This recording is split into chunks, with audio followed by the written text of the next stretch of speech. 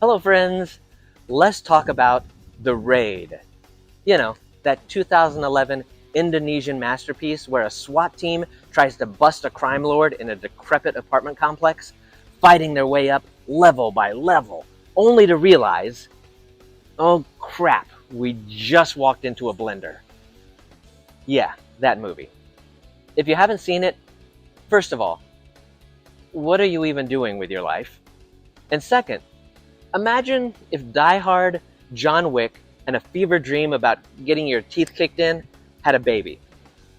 That's The Raid. Now, some of you might be thinking, well, wait a minute.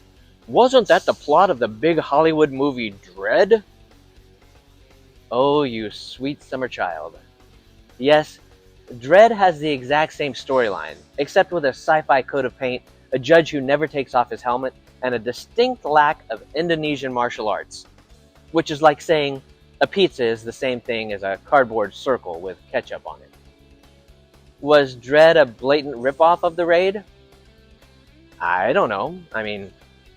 I'm not saying they copied The Raid, but if The Raid was released in 2011 and Dread came out in 2012, well, listen, I've seen enough Hollywood coincidences to know how the game works. Now, let's talk about the action in The Raid. As a former movie stuntman and martial artist, I have thrown myself into walls, tables, and occasionally other people for a paycheck. I know what it takes to make an action scene look real. And folks, the people in this movie, they suffered. They bled for your entertainment. Their bones are probably still holding grudges. This movie is relentless. The action starts within the first 10 minutes, and once it goes, it does not let up. It's like being thrown into a washing machine filled with knives and angry gymnasts. And the fight scenes, oh my god. They're like ballet, if ballet involved stabbing people in the face and throwing them out of windows.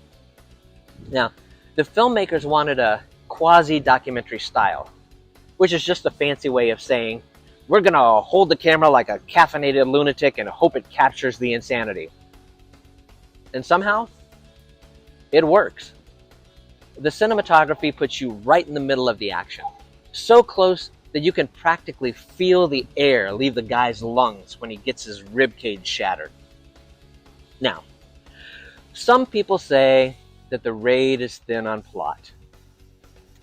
You know what else is thin on plot? A sledgehammer to the face. Do you need Shakespeare when you've got hand-to-hand combat so intense it makes the UFC look like a senior citizen water aerobics class? No. This movie is martial arts torture porn in the best possible way. Every single fight is a symphony of pain. Throats are slit, arms are snapped, bullets fly, and somehow there's still a level of poetry to it. Gareth Evans, the director, knew exactly what he was doing. He understood that this just wasn't about violence. It was about violence with a purpose.